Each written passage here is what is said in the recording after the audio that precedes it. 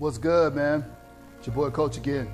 Yeah, I just wanted to talk a little bit about this article that I read about Patrick Mahomes. He's that star quarterback that doing really, really well for the Kansas City Chiefs. To me, this is no surprise. You can see it starting in the high school ranks. Teams are really starting to throw the ball more. Coaches are getting more proficient at teaching the passing game at a younger level. You're getting the football IQ of players that are, because they're starting and they're playing football. I know in my home state of Arizona, they play youth football year round. There's never a period of the year where there's not a football league going on. That is definitely not just going to get their, your kid.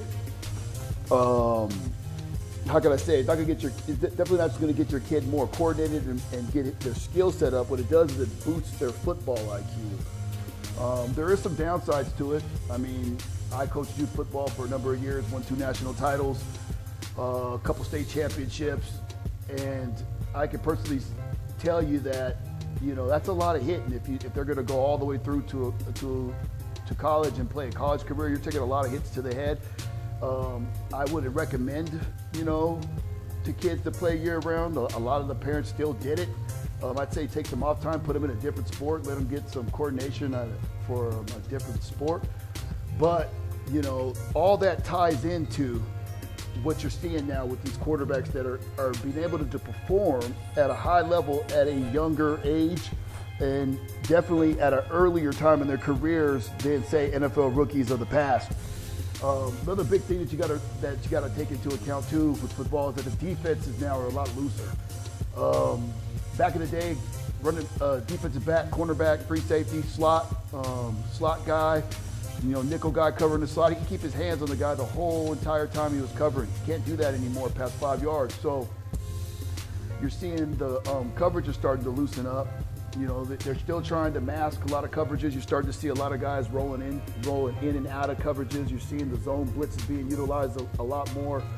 But, with the advent of film and with all these algorithms that can really pick up tendencies, you're starting to see that these guys at a young age, especially with the advent of RPOs, run pass options, you're starting to see a lot of these quarterbacks, are starting to become more and more effective in the league.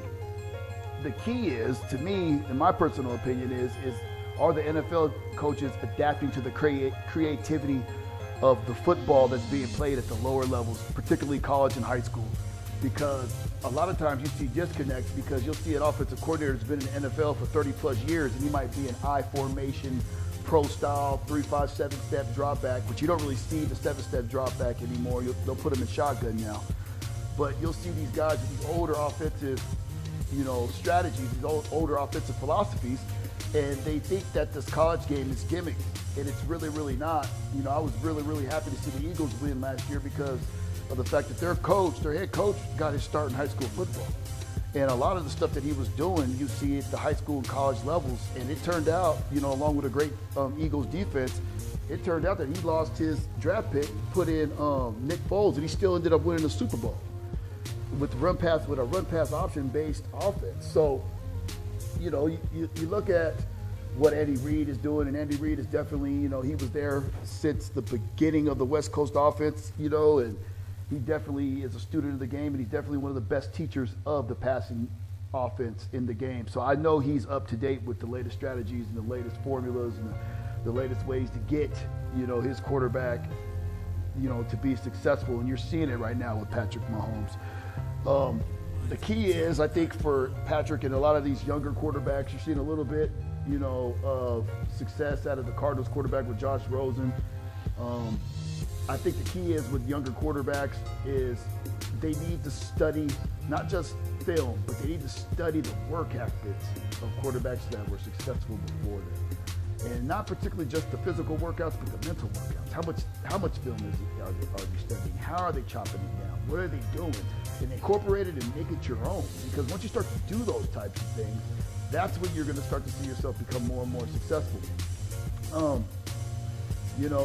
A lot of times when it comes down to younger quarterbacks, a lot of times, unless that guy was a real superstar stud, or you even seeing a lot of success from the Cleveland Browns quarterback, right now, he's a rookie, Baker Mayfield. You're starting to see a lot of success from him too. they're not coming in just as rookies. And I think the reason why you're doing that is because they're getting exposed at an earlier age to coverages, into passing offenses and passing systems. You know, I think once a younger rookie NFL quarterback gets used to the speed, not necessarily the speed, but the recovery time of the defensive backs and defenders.